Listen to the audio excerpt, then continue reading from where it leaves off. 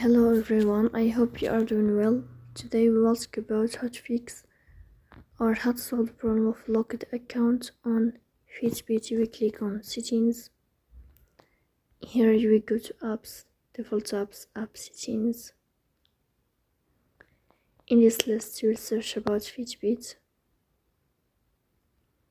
Here we go to first stop and you will click OK.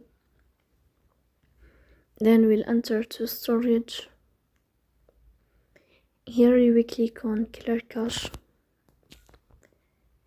In the end, you will turn off your phone and you will wait a moment to restart your phone again to fix that problem.